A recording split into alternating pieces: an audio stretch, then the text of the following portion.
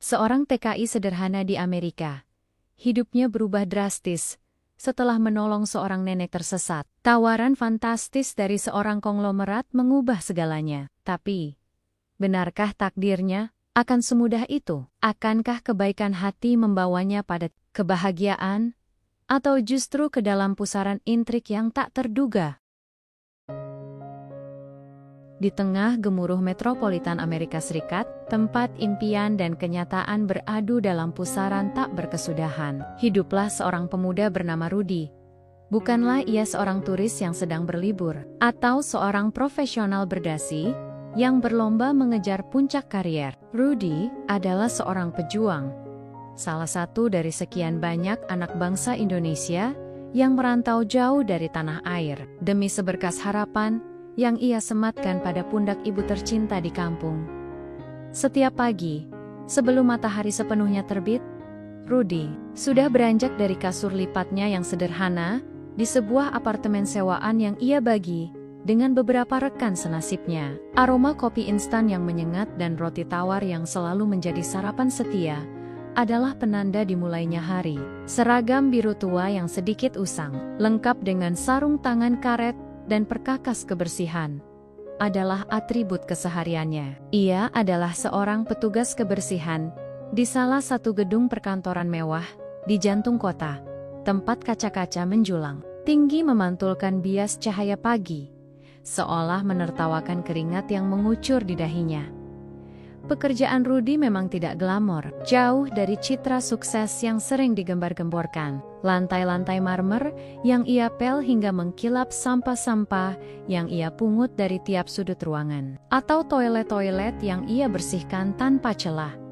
Semuanya adalah bagian dari perjuangan. Ia seringkali merasa tak terlihat, seolah hanya bayangan yang melintas di sela-sela kesibukan para pekerja kantoran yang lalu lalang dengan langkah tegap dan ekspresi penuh determinasi. Namun, setiap kali rasa lelah itu merambati, bayangan senyum ibunya di kampung yang selalu menanti kiriman uang darinya menjadi suntikan energi yang tak pernah habis. Ibunya, seorang janda paruh baya dengan uban yang mulai menghiasi rambutnya, adalah alasan terkuat mengapa Rudy bertahan. Setiap dolar yang ia hasilkan, sebagian besar langsung ia sisihkan, lalu dikirimkan pulang tanpa ragu. Ia ingin memastikan ibunya hidup layak, tak lagi harus membanting tulang di sawah atau di pasar. Itu adalah janji yang ia ukir dalam hati. Sejak menginjakan kaki di negeri Paman Sam ini, bahasa Inggris Rudy memang tidak fasih. Seringkali ia harus mengulang kalimat atau menggunakan isyarat tangan untuk menyampaikan maksud. Logat Jawanya yang kental kadang membuat ia kesulitan berkomunikasi dengan cepat. Namun ia tak pernah menyerah untuk terus belajar. Buku-buku saku tentang percakapan dasar ia baca di sela jam istirahatnya, mencoba menghafal frasa baru yang bisa ia gunakan esok hari. Ia tahu, di negeri asing ini, bahasa adalah jembatan utama untuk bertahan hidup. Tetapi, di balik keterbatasan itu, Rudy memiliki hati yang tulus dan empati yang luar biasa. Ia percaya, kebaikan tidak mengenal batasan bahasa, ras, atau status sosial. Kebaikan adalah bahasa universal yang bisa dirasakan oleh siapa saja, di mana saja. Suatu siang, saat jam makan siangnya tiba, Rudy memutuskan untuk mencari tempat yang sedikit lebih tenang dari hiruk-pikuk kantin gedung. Ia berjalan menyusuri trotoar yang ramai, di antara deretan gedung pencakar langit dan gemuruh klakson kendaraan yang tak henti. Kepalanya sedikit mendongak, menatap awan yang berarak pelan, seolah mencari ketenangan di antara beten-beten raksasa. Namun, langkahnya terhenti. Di tengah keramaian itu, di trotoar yang dipenuhi pejalan kaki yang terburu-buru, ia melihat sesuatu yang ganjil. Seorang nenek tua, dengan kulit yang sudah mengeriput dan rambut putih yang diikat asal-asalan, tampak berdiri kaku di pinggir jalan. Pakaiannya sederhana, namun bersih, menunjukkan bahwa ia bukan seorang tunawisma. Raut wajahnya dipenuhi kebingungan, matanya memancarkan ketidakpastian yang dalam. Ia tampak celingukan, seperti seekor burung kecil yang kehilangan sarangnya di tengah hutan belantara. Beberapa pejalan kaki hanya melirik sekilas, lalu melanjutkan langkahnya, seolah-olah pemandangan itu adalah hal yang biasa. Namun bagi Rudy, ada sesuatu yang berbeda. Ada pancaran kesepian dan ketidakberdayaan yang begitu kuat dari diri nenek itu, yang menusuk langsung ke dalam sanubarinya. Nenek itu mengangkat tangannya, seolah ingin meraih sesuatu yang tak terlihat. Bibirnya komat kemet, mengucapkan kata-kata yang tidak dapat Rudy tangkap dengan jelas. Ia tampak kehilangan arah, tak tahu harus melangkah kemana. Sejenak, Rudy hanya mematung. Dadanya terasa sesak melihat pemandangan itu. Ia teringat akan ibunya di kampung. Bagaimana rasanya jika ibunya berada di posisi yang sama, sendirian dan tersesat di negeri asing. Hatinya tergerak. Sebuah dorongan kuat menguasai dirinya, melebihi rasa takut akan keterbatasan bahasa atau konsekuensi jika ia terlambat kembali bekerja. Ia tahu, waktu makan siangnya tidak banyak. Setiap menit sangat berharga, tetapi nuraninya berteriak lebih keras. Bagaimana mungkin ia bisa melanjutkan makannya dengan tenang? Sementara seorang nenek tua yang rapuh sedang dilanda kebingungan dan ketakutan di depannya. Rudy menarik napas dalam-dalam, menguatkan tekadnya. Ia memutuskan untuk melangkah, mendekati nenek itu. Ia harus menolongnya. Ini bukan hanya tentang kewajiban, tetapi tentang kemanusiaan yang harusnya menjadi pilar utama dalam setiap langkah. Di tengah kota yang dingin dan tak peduli, Rudy akan menjadi seberkas harapan bagi nenek yang malang itu. Ia tidak tahu apa yang akan terjadi selanjutnya, tetapi ia percaya menolong sesama adalah panggilan hati yang tidak bisa ia abaikan. Ini adalah awal dari sebuah babak baru dalam hidupnya, sebuah takdir yang belum terukir, namun sudah mulai tercium aromanya di tengah keramaian kota ini. Langkah Rudy terasa berat, namun pasti saat ia mendekati nenek tua yang masih terpaku di pinggir jalan. Hati kecilnya berdebar, bukan karena takut, melainkan karena cemas melihat raut kebingungan yang begitu jelas terpancar dari wajah keriput nenek itu. Ia mengulurkan tangan secara perlahan, mencoba membangun jembatan komunikasi tanpa kata. "Nenek, apakah baik-baik saja?" tanyanya, menggunakan bahasa Inggris yang patah-patah, berharap nenek itu mengerti. Nenek itu menoleh, matanya yang redup menatap Rudy dengan pandangan kosong sesaat, kemudian beralih menjadi sedikit waspada. Ia tak menjawab, hanya menggelengkan kepalanya pelan, seolah tidak mengerti atau terlalu lelah untuk bicara. Rudy tahu, ia harus lebih proaktif. Ia mencoba bertanya lagi, kali ini dengan gestur yang lebih jelas. Ia menunjuk ke arah jalan, lalu ke arah nenek, mengisyaratkan pertanyaan. Apakah nenek tersesat? Nenek itu akhirnya merespons. Bibirnya bergetar saat mencoba mengucapkan sesuatu. Kata-kata yang keluar tidak jelas, campuran antara gumaman dan desahan. Rudy menangkap beberapa patah kata tentang anak dan rumah, namun itu tidak cukup untuk memberinya petunjuk. Ia sadar kendala bahasa akan menjadi penghalang utama, namun ia tak ingin menyerah. Ia tahu betul bagaimana rasanya tersesat di negeri orang, bagaimana rasanya sendirian dan membutuhkan pertolongan. Tanpa pikir panjang, Rudy menarik tangan nenek itu secara perlahan. Ia ingin membawanya ke tempat yang lebih aman, jauh dari keramaian dan bahaya lalu lintas. Nenek itu sempat menolak, tatapan matanya masih penuh keraguan. Namun, ketulusan yang terpancar dari mata Rudy, mungkin entah bagaimana, mampu menembus tembok kecurigaan yang menyelimuti nenek itu. Perlahan, nenek itu membiarkan tangannya digenggam oleh Rudy. Mereka berjalan beriringan, menuju sebuah bangku kosong di taman kecil yang tak jauh dari sana. Di taman itu, di bawah rindangnya pohon maple, Rudy duduk di samping nenek.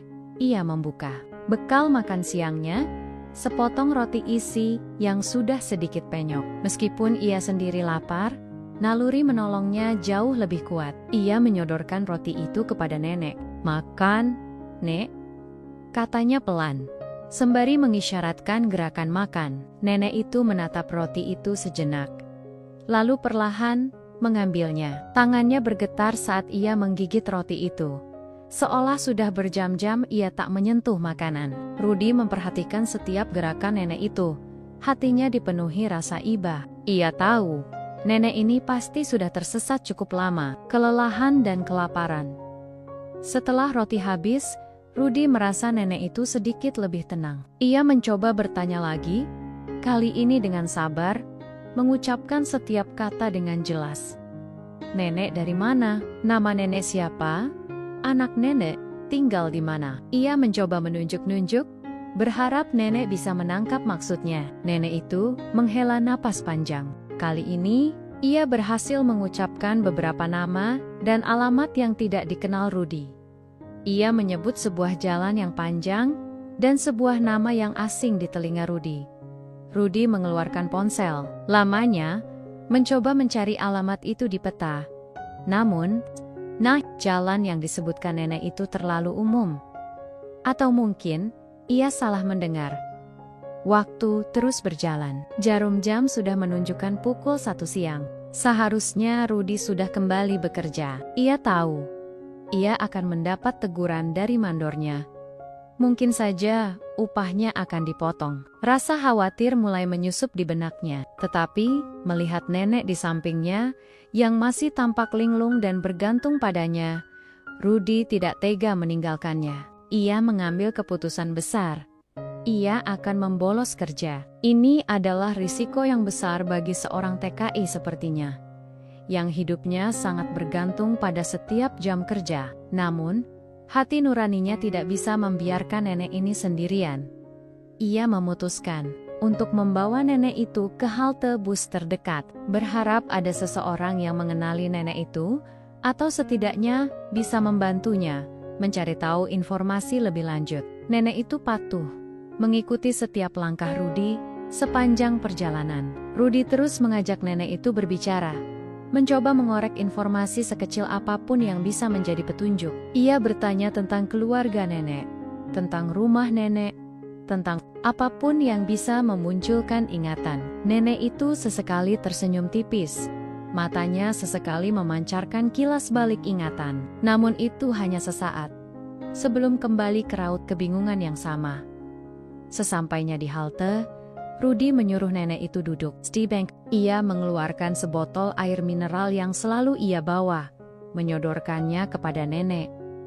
"Minum, Nek," katanya lembut. Nenek itu meminum air itu dengan lahap, seolah dahaganya sudah tak tertahankan. Rudy kemudian mencoba bertanya kepada beberapa orang yang menunggu bus di halte itu, menunjukkan nenek itu, bertanya, "Apakah Anda mengenali nenek ini?" Ia tersesat. Namun, setiap orang hanya menggelengkan kepala, memberikan tatapan simpati, lalu kembali pada kesibukan mereka sendiri. Rudy menghela napas. Rasa putus asa mulai sedikit menyelimutinya. Ia melihat ke jam tangannya. Sudah hampir pukul 2 siang. Ini adalah pertama kalinya ia membolos kerja selama ia di Amerika. Rasa bersalah mulai menghantuinya. Namun, ia menepisnya. Jauh-jauh, ia harus menyelesaikan apa yang sudah ia mulai. Ia tak bisa meninggalkan nenek ini begitu saja. Rudy memutuskan untuk menelepon ibunya di Indonesia, bukan untuk mengeluh, tetapi untuk mencari kekuatan. "Bu, Rudy sedang menolong orang," katanya pelan, berusaha agar suaranya tidak terdengar bergetar. "Ada nenek-nenek tersesat di sini. Kasihan sekali." Rudy tidak bisa meninggalkannya. Ibunya di seberang telepon, mendengarkan dengan sabar. "Nak, Rudy, kebaikan itu akan kembali kepadamu. Jangan takut. Lakukan saja yang terbaik. Ibu bangga padamu," kata ibunya. Suaranya dipenuhi kehangatan. Kata-kata ibunya adalah balsam bagi jiwanya. Rudy tersenyum tipis. Rasa lelahnya seolah hilang seketika. Ia kembali duduk di samping nenek itu, menggenggam tangannya dengan erat. "Nenek, jangan khawatir. Saya akan bantu sampai nenek pulang," bisiknya. Meskipun ia tahu nenek itu mungkin tidak mengerti. Ia mulai bercerita kepada nenek itu tentang kampung halamannya yang damai, tentang keindahan sawah dan pegunungan, tentang masakan ibunya yang lezat. Ia bercerita tentang impiannya, untuk membangun rumah kecil untuk ibunya. Tentang bagaimana ia merindukan aroma tanah basah setelah hujan. Ia bercerita dengan bahasa hati, berharap nenek itu bisa merasakan kehangatan dan ketulusannya. Meskipun kata-kata yang keluar tidak sepenuhnya dimengerti, nenek itu sesekali tersenyum. Matanya sesekali berbinar, seolah ia benar-benar menikmati cerita Rudy saat mereka duduk berdua di halte yang mulai sepi. Dengan Rudy yang terus bercerita tentang hal-hal sederhana dari hidupnya, sebuah perasaan aneh mulai menyelimuti. Sebuah ikatan tak terlihat mulai terjalin di antara mereka. Ikatan yang dibangun dari kebaikan tulus dan rasa kemanusiaan. Rudy tidak tahu apa yang akan terjadi selanjutnya. Ia hanya tahu, ia tidak akan meninggalkan nenek ini sendirian. Ia terus mencoba, sampai ia menemukan jalan pulang untuk nenek yang malang ini. Takdir memang misterius. Kadang, ia mempertemukan kita dengan orang-orang yang tidak kita duga, dalam situasi yang tidak pernah kita bayangkan, dan mengubah seluruh hidup kita dalam sekejap mata. Rudy masih belum menyadarinya, tetapi mau mandi. Halte itu, dengan sebotol air mineral dan sepotong roti, akan menjadi titik balik yang tak akan pernah ia lupakan. Langit sore mulai memerah, menyapu cakrawala kota dengan warna jingga keemasan. Rudy dan nenek itu masih duduk di halte. Keduanya terdiam dalam keheningan yang nyaman. Rudy masih menggenggam tangan keriput nenek itu, seolah memberikan kekuatan dan keyakinan bahwa semuanya akan baik-baik saja. Nenek itu sesekali tertidur. Kepalanya bersandar pada bahu Rudy, sementara Rudy tetap terjaga, memandangi wajah damai nenek itu. Ia merasa lelah, lapar, dan sedikit cemas akan konsekuensi membolos kerjanya. Namun, ada kelegaan aneh dalam dirinya. Rasa puas karena telah melakukan hal yang benar. Tiba-tiba, keheningan sore itu pecah. Dari kejauhan, terdengar suara sirene yang melengking. Semakin lama semakin mendekat. Suara itu bukan hanya satu, melainkan beruntun. Seolah iring-iringan kendaraan darurat sedang melaju kencang. Rudy mengangkat kepalanya, mengerutkan kening. Apakah ada kecelakaan besar? Ia menoleh ke arah datangnya suara, dan matanya melebar.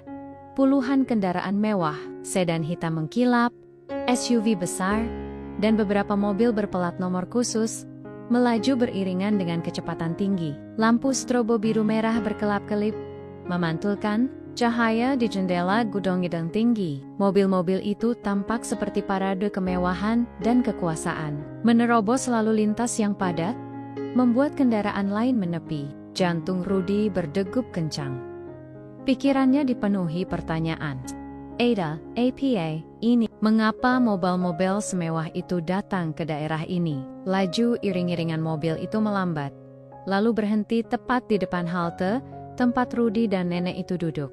Gerbang mobil-mobil itu terbuka serentak. Dari setiap kendaraan, keluarlah pria berjas hitam tegap. Beberapa di antaranya mengenakan kacamata hitam, dengan ekspresi serius di wajah mereka. Mereka tampak seperti pengawal pribadi profesional, gerak-gerik yang terlatih dan sigap. Rudy terkesiap. Situasi ini benar-benar tidak terduga. Ia secara refleks mendekap nenek itu, seolah melindunginya dari sesuatu yang ia sendiri tidak tahu apa itu. Pintu salah satu sedan hitam di bagian depan terbuka. Dari dalamnya, seorang pria parubaya melangkah keluar. Sosoknya tinggi tegap, dengan rambut yang tertata rapi dan jas mahal yang melekat sempurna di tubuhnya. Wajahnya karismatik, namun saat itu dipenuhi dengan ekspresi cemas dan panik yang mendalam. Matanya jelalatan, memindai sekeliling, seolah mencari sesuatu yang sangat berharga. Ia adalah aura kekuasaan dan kepemimpinan yang begitu kuat. Rudy bisa merasakannya, bahkan dari jarak beberapa meter. Mata pria itu akhirnya tertuju pada Rudy dan nenek yang ada di sampingnya. Seketika, ekspresi panik di wajahnya berubah menjadi kelegaan yang luar biasa, disusul oleh air mata yang mulai menggenang di pelupuk matanya. Ia berlari kecil, langkahnya cepat dan tergesa, langsung menghampiri nenek itu. "Mama, oh, Mama!" serunya. Suaranya bergetar menahan tangis. Pria itu berlutut di depan nenek, memeluknya erat-erat, seolah takut kehilangan lagi. Nenek itu, yang semula tampak bingung, perlahan tersenyum, matanya memancarkan kehangatan saat melihat pria itu. "Anakku," bisiknya pelan. Suaranya terdengar lebih jelas dari sebelumnya. Rudy tercengang. Ia baru menyadari, pria yang karismatik dan berkuasa di depannya ini adalah anak dari nenek yang ia tolong. Ini adalah kejutan yang tak pernah ia bayangkan. Sang anak melepaskan pelukannya, menatap ibunya dengan tatapan penuh kasih sayang. Lalu, pandangannya beralih ke arah Rudy. Matanya menatap Rudy dengan campuran rasa ingin tahu, rasa terima kasih, dan kekaguman. Anda yang menolong ibu saya?" tanyanya. Suaranya penuh haru. Rudy mengangguk pelan, masih merasa sedikit canggung dan terkejut dengan situasi ini. "Iya, Tuan, nenek ini tersesat. Saya menemukannya di jalan," jawab Rudy. Bahasa Inggrisnya masih terbata-bata. Pria itu tersenyum. Senyum tulus yang memancarkan kelegaan. Ia berdiri, mengulurkan tangannya kepada Rudy. "Saya, Alexander Blackwood," katanya. Suaranya mantap. "Terima kasih banyak, Tuan. Saya tidak tahu harus berterima kasih bagaimana lagi. Ibu saya adalah segalanya bagi saya. Kami sudah mencarinya kemana-mana sejak pagi." "Saya sangat panik." Rudy menjabat tangan Alexander, merasakan genggaman yang kuat dan hangat. "Rudy, Tuan. Saya Rudy. Alexander Blackwood." Nama itu terasa akrab bagi Rudy, meskipun ia tidak terlalu mengikuti berita-berita bisnis di Amerika. Namun, dari iring-iringan mobil mewah dan para pengawal yang mengelilingi mereka, Rudy tahu Alexander bukanlah orang sembarangan. Perlahan, satu persatu pengawal dan asisten Alexander mendekat, memberikan tatapan hormat kepada Rudy. Rudy merasa sangat kecil di antara mereka. "Mama saya menderita demensia ringan, Tuan Rudy," jelas Alexander. Matanya kembali menatap ibunya, yang kini sudah dipeluk oleh beberapa asisten wanita. "Kadang ia bisa lupa jalan pulang jika sendirian. Kami sudah berulang kali mengingatkannya. Tapi kadang ia bisa diam-diam keluar." Rudy mengangguk mengerti. Ia merasa lega akhirnya mengetahui mengapa nenek itu tampak linglung. Alexander menatap Rudy dengan tatapan yang dalam, seolah menilai sesuatu. "Anda, seorang pekerja di sini?" tanyanya. Matanya mengarah pada seragam Rudy yang sedikit kotor.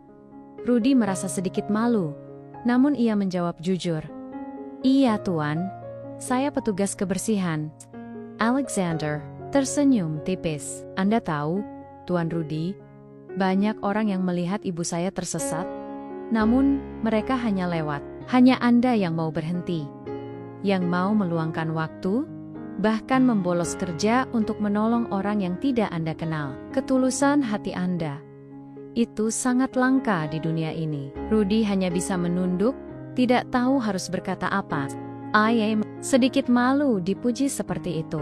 Sebagai tanda terima kasih, saya ingin menawarkan sesuatu kepada Anda," kata Alexander. Suaranya tegas, namun penuh penghargaan. "Saya memiliki lebih dari 50 perusahaan di seluruh Amerika, bergerak di berbagai bidang, mulai dari teknologi, properti, hingga media. Saya melihat potensi besar dalam diri Anda, Tuan Rudy. Sebuah hati yang tulus dan keberanian untuk menolong sesama, itu adalah kualitas kepemimpinan yang paling saya hargai." Jantung Rudy berdebar kencang, lebih kencang dari sebelumnya. "Apa yang dikatakan Alexander? 50 perusahaan. Posisi kepemimpinan ini terlalu luar biasa untuknya. Saya ingin Anda bergabung dengan saya," lanjut Alexander. Matanya serius. "Saya akan memberikan Anda posisi manajerial di salah satu perusahaan saya. Anda tidak perlu lagi membersihkan toilet atau memungut sampah. Anda akan bekerja di balik meja, memimpin tim, dan belajar banyak hal baru. Bagaimana, Tuan Rudy? Apakah Anda bersedia?" Rudy mematung. Pikirannya melayang. Teringat akan janji-janji Nia kepada sang ibu, tentang kehidupan yang lebih baik, tentang impian yang ia rajut dari keringatnya. Ini adalah kesempatan yang bahkan dalam mimpi terliarnya pun tidak pernah ia bayangkan. Starry, seorang petugas kebersihan, kini ia ditawari posisi manajerial di salah satu konglomerasi terbesar di Amerika. Ini adalah takdir yang tak terduga, sebuah keajaiban yang nyata. Ia menatap Alexander, lalu melirik nenek yang kini sudah digendong oleh para pengawal, tersenyum lemah kepadanya. Rudy menarik napas dalam-dalam, menguatkan diri. Ia tahu ini bukan hanya tentang dirinya, tapi juga tentang ibunya, tentang masa depan yang lebih cerah yang kini terhampar di depannya. Saya bersedia, Tuan Alexander, jawab Rudy. Suaranya sedikit bergetar, namun penuh keyakinan. Terima kasih banyak. Terima kasih atas kepercayaan Anda. Alexander tersenyum lebar, mengulurkan tangannya lagi. Kali ini untuk menjabat tangan Rudy dengan lebih erat, seolah menyegel sebuah kesepakatan yang akan mengubah hidup Rudy selamanya. Selamat datang di keluarga kami, Tuan Rudy, katanya, di tengah gemuruh kota yang tak pernah tidur. Di bawah bias cahaya senja yang memudar, kehidupan Rudy berubah dalam sekejap. Kebaikan tulusnya telah membuka pintu takdir yang tak terbayangkan. Ia tidak lagi hanya sekadar pekerja keras, tetapi calon pemimpin yang diakui. Ini adalah awal dari perjalanan baru, sebuah kisah yang akan terus terukir dengan tinta emas, tentang bagaimana sebuah hati yang sederhana dan tulus bisa menggerakkan roda keberuntungan yang paling besar sekalipun. Minggu-minggu berikutnya terasa seperti mimpi bagi Rudy. Semua berjalan begitu cepat, seolah ia terlempar ke dimensi lain yang sama sekali berbeda dari kehidupannya sebelumnya. Setelah pertemuan dramatis di halte itu, Alexander Blackwood menepati Rudy dijemput oleh staf Alexander, diantar ke apartemen yang jauh lebih layak, dengan fasilitas lengkap dan pemandangan kota yang menakjubkan. Ia juga diberikan pakaian-pakaian baru yang pantas, jas-jas rapi, kemeja-kemeja berkualitas, dan sepatu kulit yang mengkilap. Transformasi fisiknya seolah menjadi simbol perubahan besar dalam hidupnya. Alexander Blackwood tidak hanya memberi janji, tetapi juga mengurus segala keperluan Rudy, mulai dari visa kerjanya yang baru, hingga orientasi singkat mengenai selek belok perusahaan. Rudy ditawari posisi manajer operasional di salah satu perusahaan Alexander yang bergerak di bidang logistik, sebuah perusahaan besar dengan jaringan distribusi yang meliputi seluruh wilayah Amerika. Nama perusahaannya adalah Trans Global Logistics, sebuah nama yang terdengar begitu megah dan asing di telinga Rudy. Hari pertama Rudy di kantor baru adalah pengalaman yang campur aduk. Ia mengenakan jas barunya dengan sedikit canggung, rambutnya disisir rapi, dan wajahnya memancarkan ketegangan yang sulit disembunyikan. Gedung kantor Trans Global Logistics menjulang tinggi, dengan lobi yang luas dan mewah, dihiasi ornaman-ornaman modern dan karya seni abstrak. Setiap sudut memancarkan kesan profesionalisme dan kemewahan yang jauh berbeda dari gedung perkantoran tempat ia dulu bekerja sebagai petugas kebersihan. Saat ia melangkah masuk, ia disambut oleh seorang sekretaris pribadi Alexander yang ramah, yang mengantarnya menuju ruangannya sendiri. Ya, ruangannya sendiri. Sebuah ruangan dengan meja kerja besar, komputer canggih, dan jendela kaca yang menampilkan pemandangan kota dari ketinggian. Rudy duduk di kursi putar empuk, merasakan sensasi aneh. Beberapa hari yang lalu, ia masih sibuk mengepel lantai di gedung lain. Kini, ia duduk di sini sebagai manajer. Sebuah ironi yang luar biasa.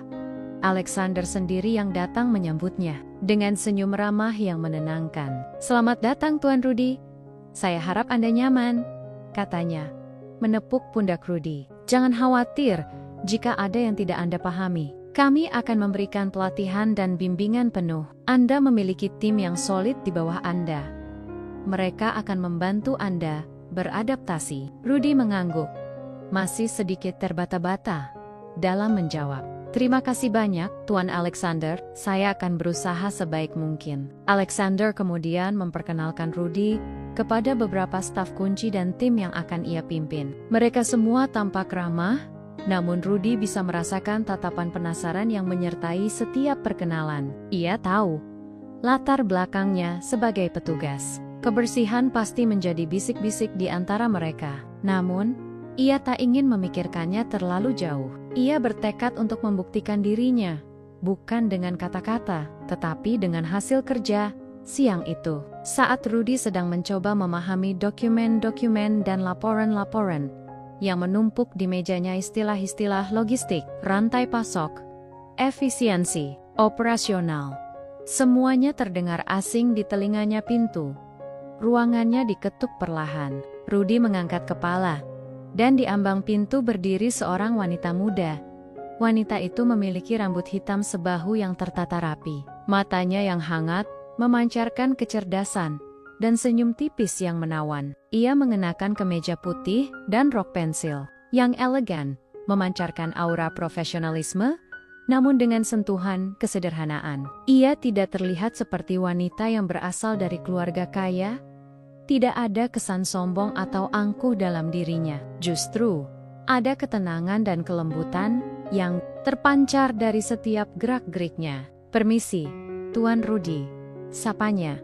Suaranya lembut namun jelas. "Saya Ayana, putri bungsu Nyonya Eleanor, ibu dari Tuan Alexander." Rudy terkesiap. Jadi, ini Ayana, putri bungsu nenek yang ia tolong. Ia merasa sedikit malu, karena baru menyadari bahwa wanita di depannya ini adalah bagian dari keluarga yang kini menjadi takdirnya. Ia segera berdiri, merasa canggung. "Oh, Nona Ayana.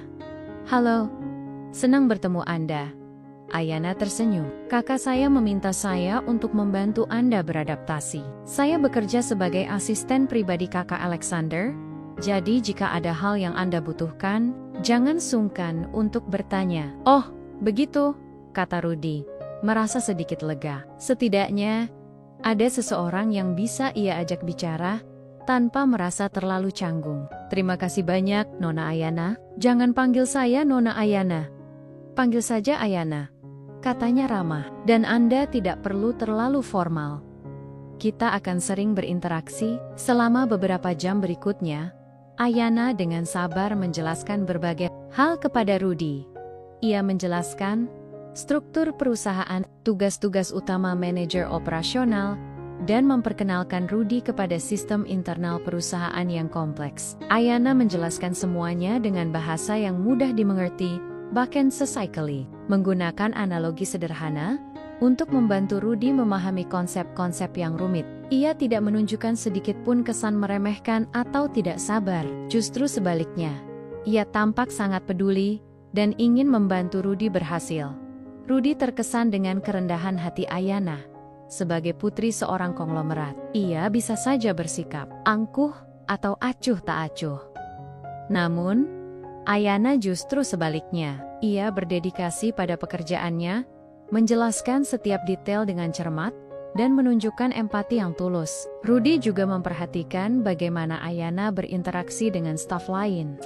Ia selalu tersenyum, menyapa dengan ramah, dan memberikan arahan dengan nada yang hormat. Tidak ada kesan bahwa ia merasa lebih tinggi dari orang lain. "Anda pasti sangat sibuk ya, Ayana?" tanya Rudy di sela penjelasan Ayana. Ayana tertawa kecil. "Cukup sibuk, tapi saya menikmati pekerjaan ini. Kakak Alexander memang butuh banyak bantuan." Rudy merasa nyaman berada di dekat Ayana.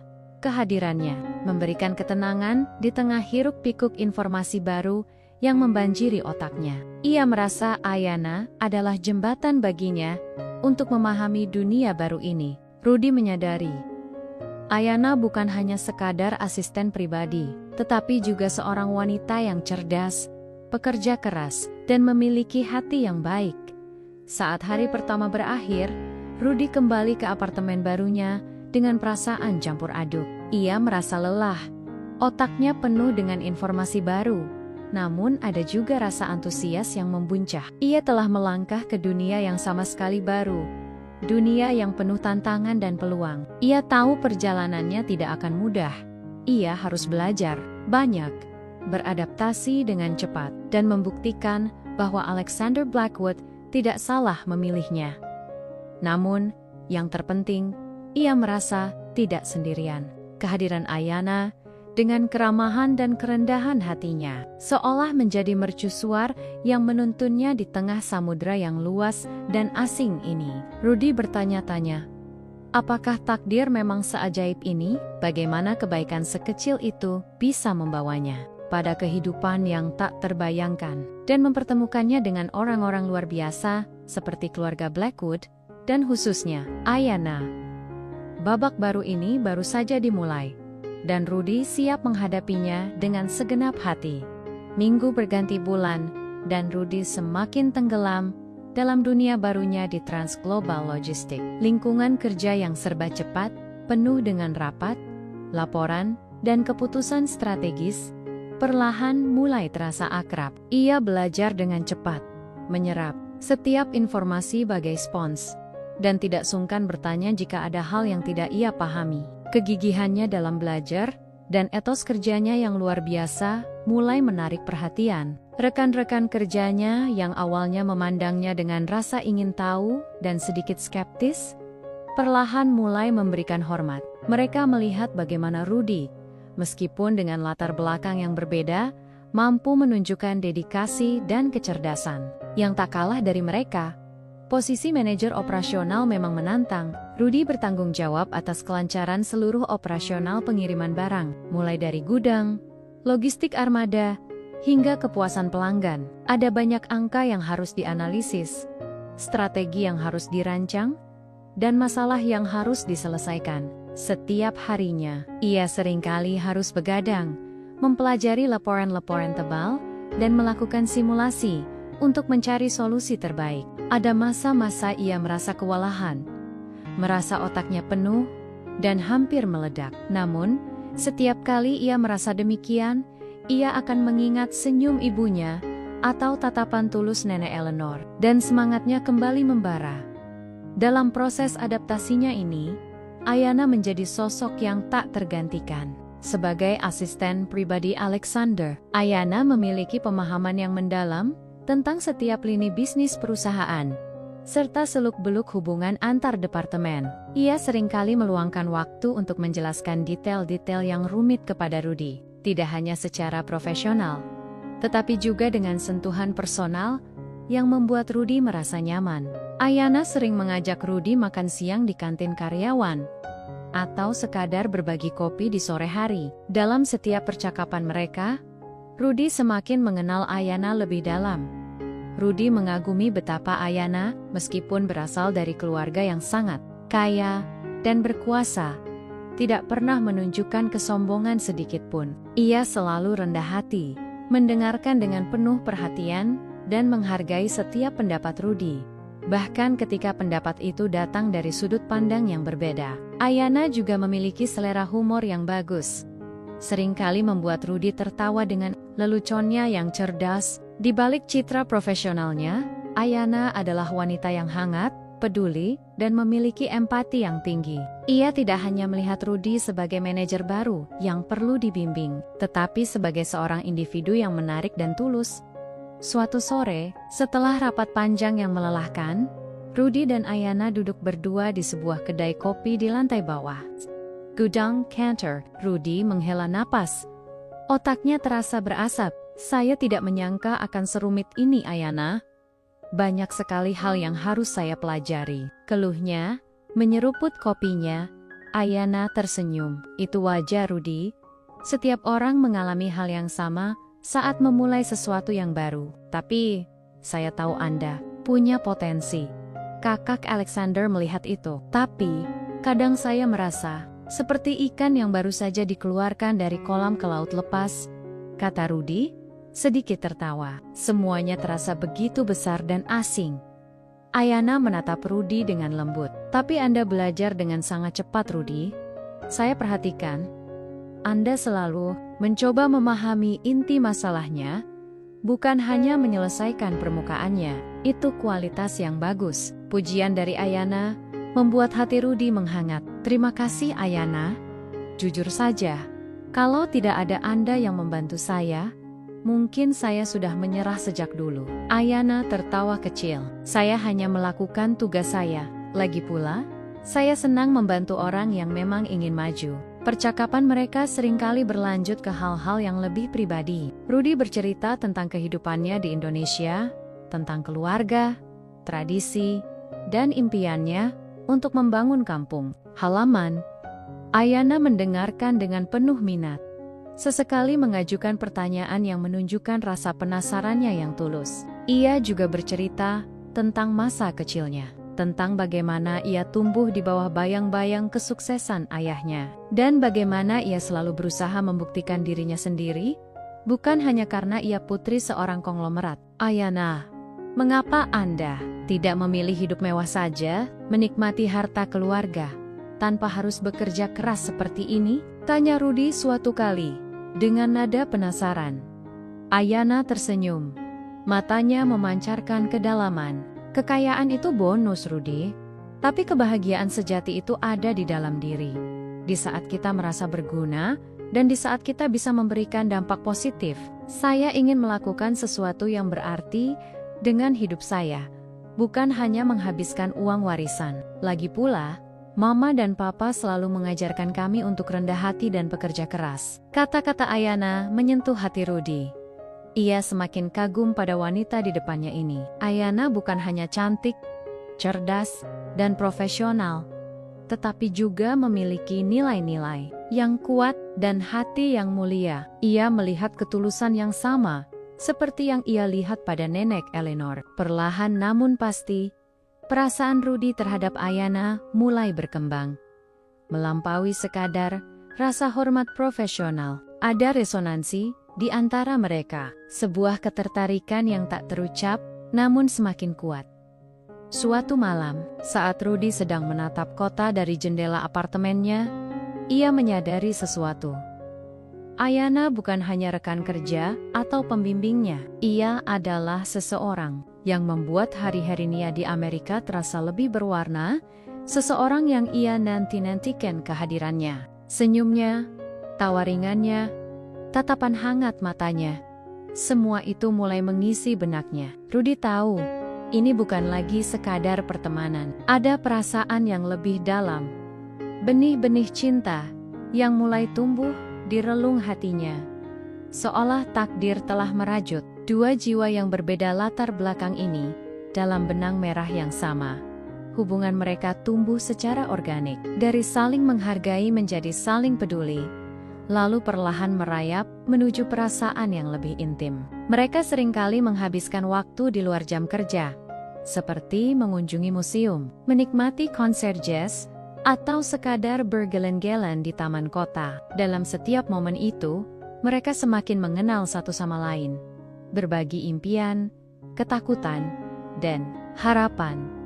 Rudy merasakan kebahagiaan yang belum pernah ia rasakan sebelumnya. Ia tak pernah menyangka, di tengah kesibukan dan perjuangan hidupnya di negeri asing, ia akan menemukan sebuah cinta yang begitu tulus dan menggetarkan hati. Namun, ia juga tahu, perjalanan cinta mereka mungkin tidak akan semudah itu.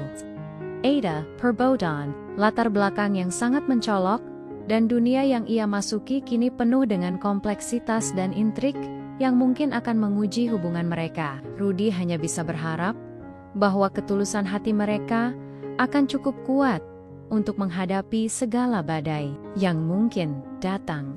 Kehidupan Rudy di Transglobal Logistics semakin mapan. Ia tidak lagi canggung dalam mengenakan jas dan berbicara dalam bahasa Inggris yang kian lancar. Keberhasilannya dalam meningkatkan efisiensi operasional di beberapa divisi, serta kemampuannya dalam memecahkan masalah logistik yang kompleks, membuat namanya semakin dikenal dan diakui. Alexander Blackwood pun memberikan lebih banyak kepercayaan, menugaskan Rudy pada proyek-proyek strategis yang lebih besar dan menantang. Rudy Pan tahu, ini adalah kesempatan baginya untuk membuktikan bahwa ia layak mendapatkan semua kepercayaan itu.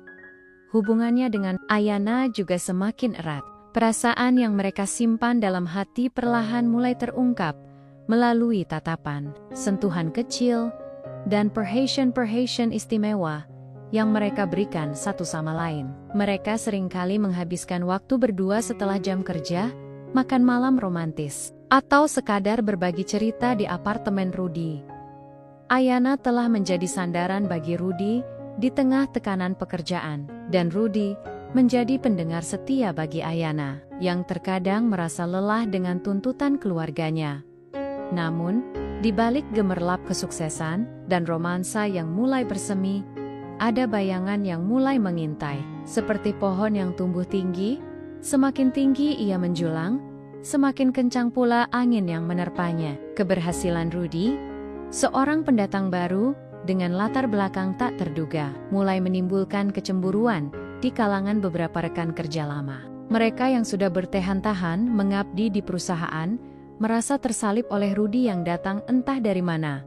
Salah satu yang paling vokal dalam ketidakpuasannya adalah Victor Sterling, seorang manajer senior di Departemen Pengadaan yang telah mengabdi puluhan tahun dan merasa dialah yang seharusnya mendapatkan kepercayaan lebih dari Alexander. Victor adalah pria ambisius, cerdas, namun sedikit arogan dan selalu merasa paling benar. Ia seringkali melontarkan komentar sinis tentang Rudy di belakang, meragukan kapabilitas, dan mempertanyakan mengapa Alexander begitu cepat menaruh kepercayaan pada orang baru, seperti Rudy, seorang mantan petugas kebersihan mengurus logistik multinasional. "Ini lelucon bukan?" bisiknya pada rekan-rekan lain saat makan siang. Suaranya sengaja dibuat cukup keras agar Rudy bisa mendengar. Rudy seringkali mendengar bisik-bisik itu, namun ia memilih untuk tidak menanggapinya. Ia percaya hasil kerjanya akan berbicara lebih keras daripada kata-kata sinis. Ayana sendiri seringkali mencoba menenangkan Rudy. "Jangan dengarkan mereka, Rudy. Biarkan saja, kakak Alexander tahu siapa yang bisa dipercaya," katanya lembut. Namun, intrik itu tidak berhenti hanya pada bisikan. Suatu hari, Rudy ditugaskan untuk memimpin proyek penting. Optimalisasi jalur distribusi untuk menghemat biaya operasional sebesar 20% dalam waktu 6 bulan. Ini adalah proyek besar, dengan anggaran yang fantastis, dan keberhasilannya akan sangat memengaruhi profitabilitas perusahaan. Rudy menerima tantangan itu dengan antusias. Ia mengerahkan seluruh kemampuan, bekerja siang malam, dan melibatkan timnya dalam proses perencanaan yang cermat. Di tengah kesibukan proyek, Rudy mulai merasakan keanehan. Beberapa data yang ia minta dari departemen lain, terutama departemen pengadaan yang dipimpin Victor, seringkali datang terlambat atau tidak lengkap. Informasi penting yang ia butuhkan untuk analisis mendalam seolah sengaja ditahan. Ini, pekerjaannya terhambat dan jadwal proyek menjadi molor. Rudy mencoba mencari tahu. Namun setiap kali ia bertanya, selalu ada alasan yang terdengar masuk akal, namun terasa mencurigakan. "Maaf Tuan Rudy, sistem kami sedang ada pemeliharaan," kata seorang staf dari Departemen Victor dengan nada datar. "Data ini masih dalam proses verifikasi," kata yang lain. Rudy mulai curiga. Ini bukan hanya ketidaksengajaan, ada sesuatu yang tidak beres. Ia mencoba berbicara dengan Victor secara langsung. "Victor, saya butuh data ini secepatnya. Proyek sangat penting." Victor hanya tersenyum sinis. "Saya tahu Rudy, tapi Anda harus mengerti. Kami juga punya prioritas lain. Lagi pula, Anda baru di sini. Ada banyak hal yang harus Anda pelajari tentang birokrasi perusahaan." Kata-katanya penuh sindiran, seolah meremehkan Rudy. Ayana yang melihat kegusaran Rudy, mulai ikut merasa khawatir. "Rudy, sepertinya Victor memang sengaja menghambatmu," katanya suatu malam. Saat mereka makan malam bersama, "Dia tidak senang dengan posisimu yang naik begitu cepat." "Aku tahu Ayana, tapi aku tidak punya bukti," jawab Rudy, frustrasi. "Aku tidak bisa menuduhnya tanpa bukti. Ini bisa jadi bumerang bagiku." Ketegangan semakin meningkat. Proyek optimalisasi mulai menunjukkan tanda-tanda kemunduran. Tenggat waktu semakin mendekat, Namun kemajuan yang dicapai jauh dari harapan. Alexander Blackwood mulai menyadari adanya masalah, dan ia meminta laporan mingguan yang lebih detail dari Rudy. Tekanan itu semakin besar, membuat Rudy merasa terpojok. Puncaknya terjadi pada suatu pagi yang dingin. Rudy menerima email anonim yang berisi tuduhan serius. Email itu menuduhnya melakukan pemalsuan data dalam laporan proyek sebelumnya, serta menerima suap dari salah satu pemasok lama perusahaan. Tuduhan itu adalah kebohongan besar, fitnah keji yang bertujuan untuk menjatuhkan reputasi Rudy. Jantung Rudy berdebar kencang saat membaca setiap kalimat. Wajahnya memucat. Ia tahu, ini adalah serangan yang terencana. Rudy segera mencari Ayana. Ia menunjukkan email itu. Tangannya bergetar. Ayana membaca email itu. Wajahnya berubah menjadi murka. Ini gila, ini pasti ulah Victor, atau orang-orangnya, serunya. Suaranya meninggi, tapi aku tidak punya bukti, Ayana. Bagaimana jika Alexander percaya ini? Kata Rudy, suaranya dipenuhi kecemasan. Ia teringat, bagaimana dulu ia hanya seorang petugas kebersihan, tidak punya apa-apa. Kini, ia punya segalanya. Dan semua itu bisa hilang dalam sekejap karena fitnah. Ayana mencoba menenangkan Rudy. Kita harus menghadapinya, Rudy. Jangan takut, aku akan bersamamu. Aku tahu, kau tidak akan melakukan hal seperti itu. Namun, di tengah semua itu, ada keraguan kecil yang menyusup di benak Rudy. Bagaimana jika ia memang tidak cukup kuat? Bagaimana jika ia tidak bisa membuktikan dirinya di dunia yang kejam ini? Rasa takut akan kehilangan segalanya, termasuk Ayana, mulai menghantuinya. Ujian loyalitas tidak hanya datang dari pihak Alexander, tetapi juga dari dalam diri Rudy sendiri. Apakah ia bisa bertahan di tengah badai fitnah ini? Apakah cintanya pada Ayana cukup kuat untuk melewati semua ini? Babak konflik baru saja dimulai, dan Rudy harus bersiap untuk pertempuran yang paling berat dalam hidupnya. Kabar mengenai email anonim yang menuduh Rudy melakukan pemalsuan data dan menerima suap menyebar seperti api di kantor. Bisik-bisik berubah menjadi gumaman yang lebih keras, tatapan penasaran berubah menjadi tatapan penuh kecurigaan. Beberapa rekan kerja yang semula ramah, kini menjaga jarak. Suasana di Transglobal Logistics menjadi dingin dan tegang, terutama di departemen Rudy. Alexander Blackwood, yang biasanya tenang dan berwibawa, memanggil Rudy untuk menghadap. Wajahnya menunjukkan ekspresi serius. Matanya menatap Rudy dengan tatapan tajam yang membuat Rudy merasa tak nyaman. Rudy, saya menerima laporan yang sangat mengkhawatirkan, kata Alexander. Suaranya datar. Tuduhan pemalsuan data dan suap. Saya ingin mendengar penjelasan Anda. Rudy mencoba menjelaskan. Suaranya sedikit bergetar. Tuan Alexander, saya bersumpah, semua tuduhan itu tidak benar. Saya tidak pernah melakukan hal seperti itu. Ini pasti fitnah dari seseorang yang ingin menjatuhkan saya. Alexander menghela napas. Saya ingin percaya Anda, Rudy. Tapi buktinya, data yang Anda masukkan dalam laporan proyek memang menunjukkan kejanggalan. Beberapa angka tidak konsisten dengan catatan pengeluaran, dan beberapa vendor yang Anda ajukan, mereka adalah vendor lama yang pernah bermasalah dengan perusahaan ini di masa lalu. Rudy terkejut. Ia sama sekali tidak tahu tentang inkonsistensi data atau rekam jejak vendor tersebut. Ia selalu mempercayakan pengumpulan data awal pada timnya. Ia merasa dijebak. Saya tidak tahu, Tuan. Saya tidak pernah melihat data itu sendiri. Tim saya, dan vendor itu, saya tidak pernah berinteraksi langsung dengan mereka. Hanya menerima daftar nama dari Departemen Pengadaan. Alexander menatap Rudy dengan penuh pertimbangan. Saya akan melakukan penyelidikan internal, Rudy. Untuk sementara, Anda akan dinonaktifkan dari proyek optimalisasi. Dan untuk tuduhan suap, saya akan meminta tim audit untuk memeriksanya. Kata-kata Alexander bagai sambaran petir di siang bolong. Dinonaktifkan dari proyek penyelidikan audit, Rudy merasa dunianya runtuh. Ia telah bekerja keras bershuang motivation untuk membuktikan dirinya. Dan kini, dalam sekejap, semua itu terancam hancur. Ia tahu Alexander adalah orang yang sangat menjunjung tinggi integritas. Jika Alexander mulai meragukannya, itu berarti kepercayaannya terhadap Rudy sudah mulai goyah. Rudy keluar dari ruangan Alexander dengan hati hancur. Ia melihat tatapan-tatapan sinis dari beberapa rekan kerja yang ia lewati. Victor Sterling berdiri di sudut, menyeringai penuh kemenangan. Rudy merasa marah, malu, dan putus asa. Ia langsung mencari Ayanna. Ayanna sudah menunggu di ruangannya. Wajahnya cemas. "Bagaimana, Rudy? Apa yang dikatakan kakak Alexander?" tanyanya. Suaranya bergetar. Rudy menceritakan semuanya dengan nada yang penuh kepedihan. "Dia tidak percaya padaku, Ayanna. Dia akan melakukan penyelidikan.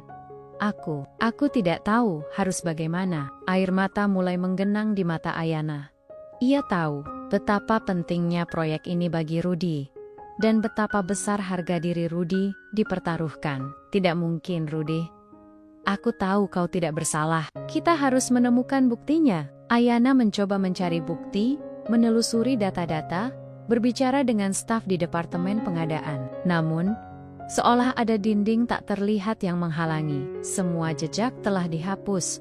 Semua bukti telah dimanipulasi. Victor dan orang-orang ia bekerja dengan sangat rapi. Ayanna juga merasa frustrasi melihat bagaimana orang yang ia cintai berada dalam masalah besar. "Aku tidak bisa menemukan apa-apa, Rudy," kata Ayanna suatu malam. Suaranya putus asa. Mereka duduk di apartemen Rudy. Suasana terasa berat. Semua seperti sudah diatur. "Mereka memang ingin menjatuhkanmu." Rudy hanya bisa menatap keluar jendela, memandangi lampu-lampu kota yang berkelip. Mungkin aku memang tidak pantas di sini, Ayanna," katanya pelan. Suaranya lirih. "Aku hanya petugas kebersihan. Dunia ini terlalu kejam untukku." Mendengar kata-kata itu, Ayanna merasa hatinya tercabik. "Jangan bicara begitu, Rudy. Jangan menyerah. Aku tahu kau kuat. Aku percaya padamu." Namun, keraguan sudah terlalu dalam menancap di hati Rudy. Ia merasa dirinya kembali ke titik nol, kembali menjadi pria sederhana yang tak punya apa-apa, yang hanya bisa bermimpi. Ia teringat semua perjuangannya, semua pengorbanannya. Rasanya, semua itu sia-sia. Bahkan, hubungan dengan Ayanna pun terasa terancam. Ia tahu, perbedaan latar belakang mereka mungkin akan menjadi penghalang jika ia jatuh lagi. Alexander mungkin akan berpikir dua kali jika putrinya menjalin hubungan dengan seseorang yang dicurigai melakukan kecurangan. "Bagaimana jika kita tidak bisa melewati ini, Ayanna?" tanya Rudy. Suaranya bergetar, matanya menatap Ayanna dengan kepedihan. "Bagaimana jika aku kehilangan segalanya, termasuk kamu?" Ayanna memeluk Rudy erat-erat, air matanya menetes di bahu. "Rudy, tidak, Rudy. Jangan pernah berpikir begitu. Aku tidak akan pernah meninggalkanmu. Aku akan selalu bersamamu. Apapun yang terjadi, kita akan menghadapi ini bersama-sama." Namun, di balik pelukan Ayanna, Rudy masih merasakan dinginnya ketakutan. Puncak konflik ini bukan hanya tentang tuduhan yang melingkupinya, tetapi juga tentang kepercayaan diri dan keyakinannya pada dirinya sendiri. Ia merasa terjebak dalam pusaran badai, dan ia tidak tahu apakah ia akan bisa keluar darinya. Ini adalah ujian terbesar dalam hidupnya. Ujian yang menguras seluruh energi, harapan, dan keyakinan. Ia merasa sangat rapuh, seolah seluruh fondasi kehidupannya sedang bergetar. Ia membutuhkan kekuatan, sebuah harapan, untuk bisa bangkit dari keterpurukan ini. Tanpa itu, ia mungkin akan menyerah, dan semua impiannya akan pupus begitu saja. Rasa putus asa memang sempat menyelimuti Rudy, namun kata-kata dan kehadiran Ayanna menjadi jangkar yang menahannya agar tidak tenggelam sepenuhnya. Meskipun hatinya masih berat, ia melihat keteguhan dan keyakinan di mata Ayanna yang tak sedikit pun goyah. Ayanna tidak menyerah. Ia terus mencari celah, mengumpulkan informasi, dan berbicara dengan siapapun yang mungkin bisa memberinya petunjuk. Ia percaya pada intuisi dan hatinya, bahwa Rudy tidak mungkin melakukan hal sejiwa itu. Di sisi lain, penyelidikan internal yang dilakukan Alexander Blackwood berjalan ketat. Tim audit dan Departemen Investigasi bekerja keras menelusuri setiap transaksi dan data. Alexander sendiri secara pribadi mengawasi proses ini karena ia tahu reputasi perusahaannya dipertaruhkan. Dan lebih penting lagi, integritas orang yang pernah menolong ibunya, Ayanna menyadari bahwa Victor Sterling adalah kunci dari semua ini. Ia tahu Victor cerdik dan licik, tidak akan meninggalkan jejak yang jelas. Namun, ia juga tahu bahwa tidak ada kejahatan yang sempurna. Ia mulai menelusuri jejak-jejak kecil, membandingkan data internal dengan catatan eksternal, dan mencari pola yang mencurigakan. Ia seringkali begadang, menghabiskan waktu di kantor bahkan setelah jam kerja, mencoba menemukan satu benang merah yang bisa menguraikan semua kekusutan ini.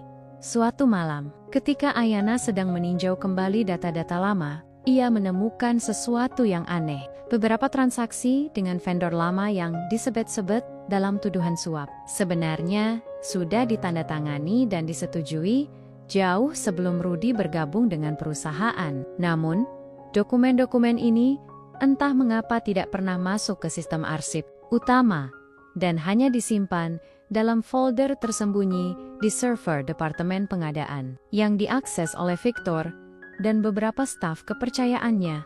Ini adalah anomali yang signifikan. Dengan hati-hati, Ayanna menyalin semua data yang mencurigakan itu ke dalam sebuah USB.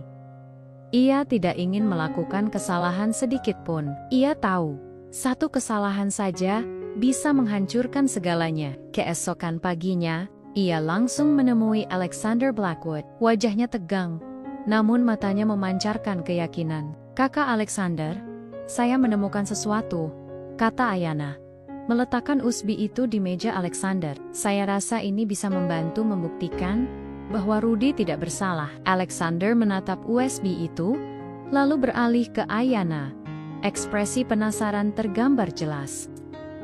Ayanna menjelaskan temuannya secara rinci, menunjukkan bagaimana data-data lama itu sengaja disembunyikan dan dimanipulasi untuk menciptakan kesan bahwa Rudy adalah pihak yang bertanggung jawab atas kesepakatan bermasalah tersebut. Ia juga menunjukkan pola transfer dana yang tidak wajar dari beberapa vendor tersebut kepada rekening-rekening pihak ketiga yang terhubung dengan orang-orang di Departemen Pengadaan yang merupakan kaki tangan Victor. Alexander mendengarkan dengan saksama. Raut wajahnya berubah menjadi tegang, lalu perlahan menjadi marah. Ia tahu Ayanna tidak akan menuduh tanpa dasar. Ini adalah bukti yang ia butuhkan. "Terima kasih Ayanna," katanya. Suaranya dalam. "Kau telah melakukan pekerjaan yang luar biasa." Alexander segera memanggil tim investigasinya dan memerintahkan mereka untuk menelusuri setiap jejak yang ditunjukkan Ayanna. Dalam beberapa jam, bukti-bukti semakin kuat. Jejak digital Victor dan kaki tangannya mulai terungkap. Mereka telah memanipulasi data, menyembunyikan informasi, dan bahkan sengaja menunda pengiriman data kepada Rudy untuk menghambat proyek optimalisasi. Motif mereka jelas, menjatuhkan Rudy, agar Victor bisa naik pangkat dan mendapatkan lebih banyak kekuasaan. Alexander tidak membuang waktu. Sore itu juga, ia memanggil Victor Sterling dan beberapa stafnya ke ruang rapat. Wajah Victor masih menunjukkan arogansi yang sama. Namun ketika Alexander mulai membeberkan bakti-bakti yang ditemukan, wajahnya perlahan memucat. Ia mencoba membela diri, menyangkal semua tuduhan, namun bukti yang disajikan Alexander terlalu kuat dan tak terbantahkan. Pada akhirnya, Victor dan kaki tangannya tidak bisa berkutik. Mereka mengakui semua perbuatan mereka. Keesokan harinya, berita mengenai pemecatan Victor Sterling dan beberapa stafnya menyebar di seluruh perusahaan. Kebenaran akhirnya terungkap. Rudy dinyatakan tidak bersalah. Semua tuduhan terhadapnya dicabut. Alexander Blackwood secara pribadi meminta maaf kepada Rudy dan mengembalikan posisinya sebagai manajer operasional dengan kepercayaan yang lebih besar.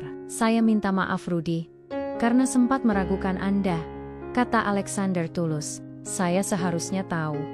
Orang dengan hati seperti Anda tidak akan melakukan hal keji itu. Anda telah membuktikan diri Anda lebih dari sekadar profesional yang cakap. Anda adalah orang yang berintegritas dan memiliki keberanian. Saya sangat beruntung memiliki Anda di tim saya." Rudy merasa lega, seolah beban berat yang selama ini menimpanya terangkat. Ia membalas senyum Alexander.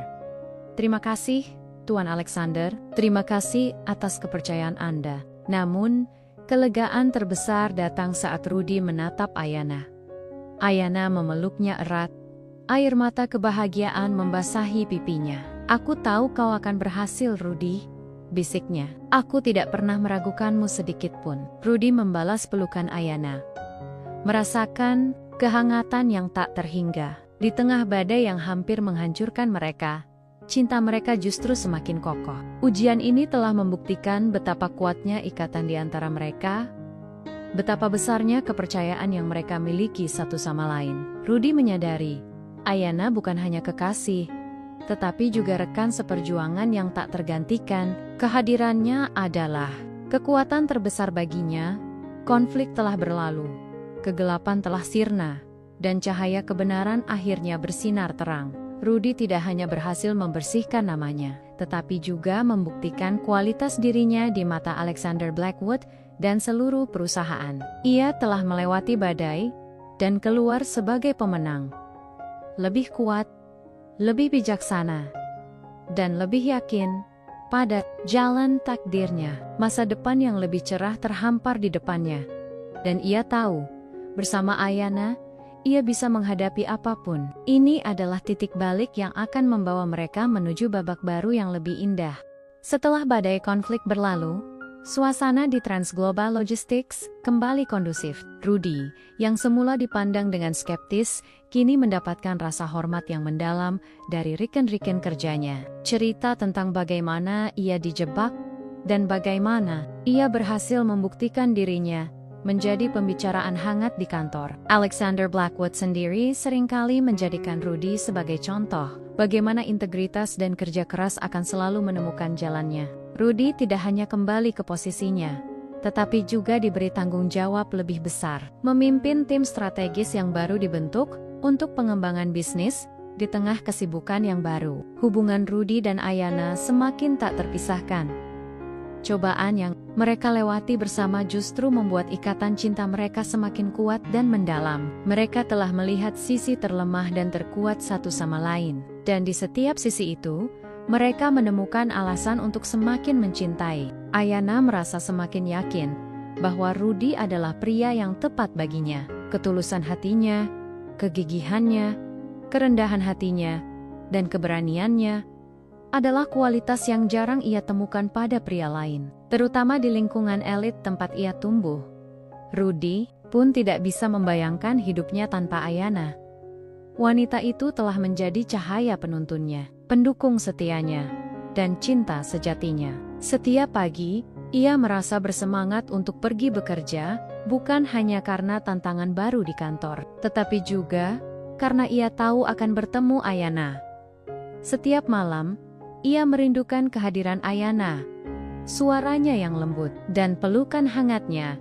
Suatu malam, saat mereka sedang makan malam di sebuah restoran yang tenang, Rudy merasa ini adalah waktu yang tepat. Jantungnya berdebar kencang, lebih kencang dari saat ia menghadapi rapat penting atau presentasi di depan Alexander. Ia menatap mata Ayana, yang memancarkan kehangatan dan cinta. "Ayana," kata Rudy.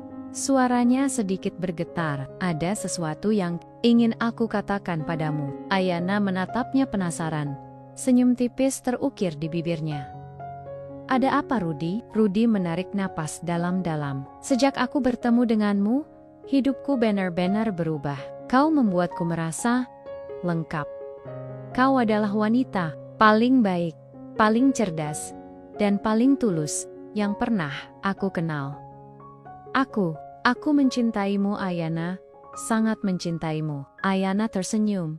Pipinya sedikit merona. Aku juga mencintaimu, Rudy.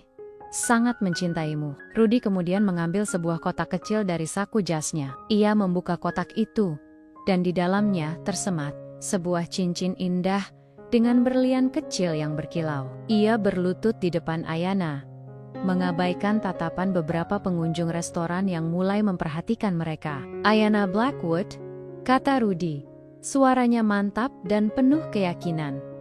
Maukah kau menikah denganku? Maukah kau menjadi istriku dan menghabiskan sisa hidupmu bersamaku? Mata Ayana berkaca-kaca. Ia tidak bisa menahan air mata kebahagiaan yang mulai mengalir di pipinya. Ia mengganggah tanpa ragu sedikit pun. Ya, Rudy. Ya, aku mau, serunya.